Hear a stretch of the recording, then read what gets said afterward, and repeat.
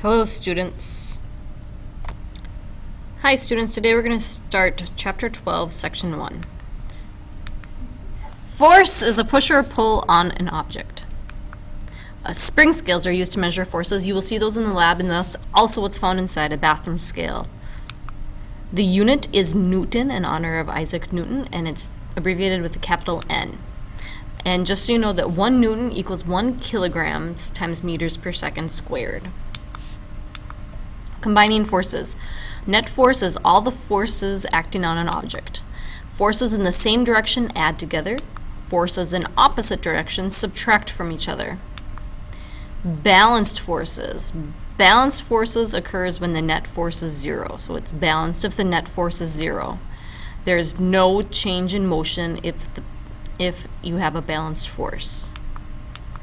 Unbalanced forces occur when some forces are larger than others, so your net force will be bigger than 0.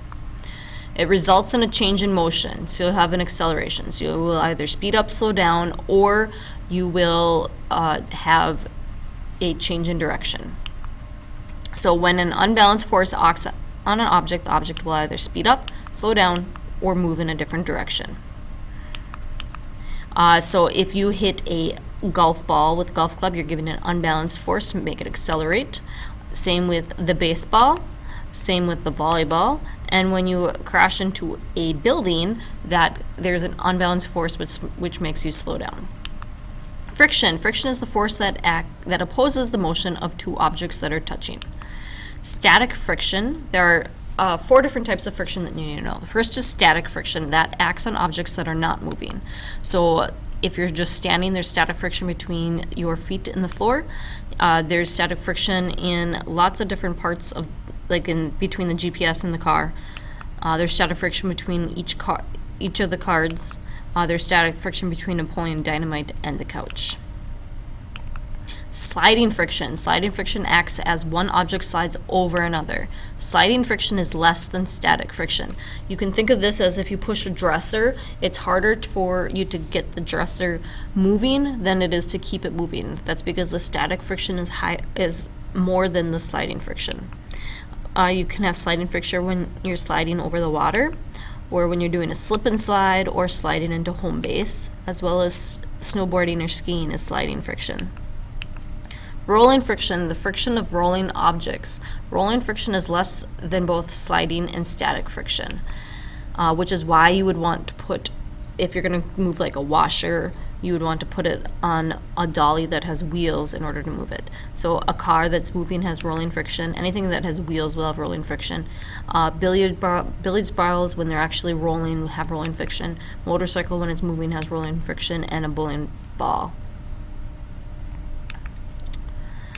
Fluid friction. Fluid friction is the resistance that is felt as an object moves through a liquid or a gas. As the speed of the object increases, the fluid friction also increases. So if you're moving faster, the fluid friction increases. The biggest thing is it can be a liquid or a gas. Air resistance is the fluid friction that is felt as an object moves through the air. So some examples of fluid friction. A feather, when it's falling, the reason why it flutters when it falls like a leaf or a feather is because of the air resistance or the fluid friction pushing upwards. An eagle soaring in the air has fluid friction pushing up on it. When something's falling, you've got the weight pushing them down, which is also in relation to gravity, which we'll talk about in the next set of notes. And Shannon Olson to computer room 1320. And air resistance is moving it up. Swimming through water is a type of fluid friction, and running through water would be a fluid friction as well as swimming. Sharks feel it as well. So you should practice on determining what type of fluid friction this is. So the first type is a dog as it moves through the air and into the water. That is fluid friction. The second is this person rollerblading. That is rolling friction. The third is this hockey puck moving on ice. That is sliding friction. And the last is the sunglasses or the cell phone on the dashboard, and that is static friction. That is it for today's notes.